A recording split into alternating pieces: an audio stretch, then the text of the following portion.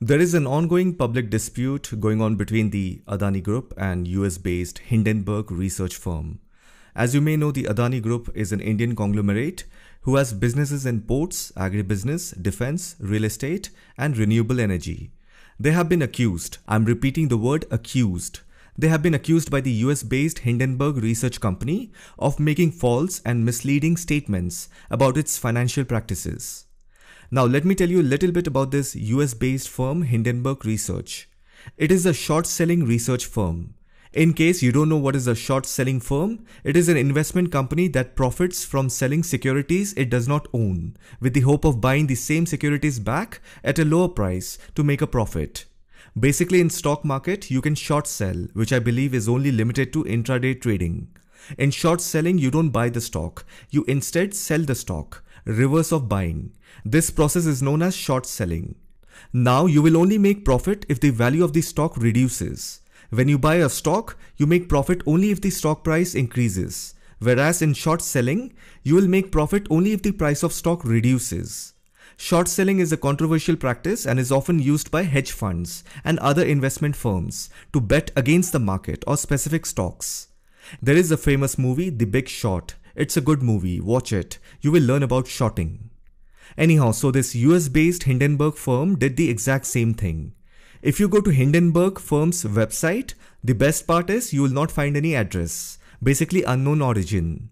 And if you look at their Wikipedia page, you will see founded in 2017, number of employees 5. So basically it takes a company of 5 employees to generate a report that can cause a dent to a country's economy, and that too whose origins are unknown. Now they have asked 88 questions to Adani Group. You can Google them, it's available. 65 of these questions have been duly disclosed by Adani portfolio companies in their annual reports available on their websites. On the balance 23 questions, 18 questions are related to public shareholders and third parties, while the balance 5 questions are baseless allegation based on imaginary fact. Adani Group has given a 413-page answer. You can find the report online. If you have patience and critical understanding of finance, then I suggest you should read the entire report. Now, first of all, no Indian firm has to give any justification or answer to some shady US firm. Asking questions is very easy, and the only thing the extreme left liberals are good at is simply asking questions. Even we have questions. Questions about the origin of this firm Hindenburg. We need their financial reports and names of their partner groups. If you can look at their Wikipedia page, it's written, the report is then circulated to Hindenburg's limited partners, who together with Hindenburg take a short position in the target company. So we have questions regarding who their limited partners are, because clearly I can see that their limited partners have definitely grabbed the opportunity in short selling Adani stocks. Hindenburg will not do it. Their client companies will short, and their client companies will pay Hindenburg some commission. If you directly look at Hindenburg's financial statements, you will not find Adani stocks. They are getting paid from third parties. Luckily, I have taken a screenshot of Hindenburg's Wikipedia page. So here it says, Hindenburg does not take profits if the target company's share price declines. I have taken a screenshot yesterday night, where it was written, Hindenburg takes profits if the target company's share price declines. And after I posted it on my Instagram story, within few minutes of my posting, they changed the statement to Hindenburg does not take profits if the target company's share price declines. Here also, the Ministry of Truth was making edits in a hurry and they forgot to edit the word takes. Now they have corrected it. So here is all the 3 screenshots together. Now anyone can edit Wikipedia pages, there is no doubt in that. But yesterday when I pointed out the mistake and took a screenshot and posted it on my Instagram story, immediately after a few minutes it was edited. So whoever has done it, either they are a member of Hindenburg firm or someone who is a sympathizer of the firm, or it can be anyone from you who is watching. But the point is someone got triggered and somebody did the necessary changes in hurry. Nevertheless, I'm not concerned about who did it, but I can tell you why this report was made and what was the intention behind this. I even posted my observation on Instagram. So here are the points.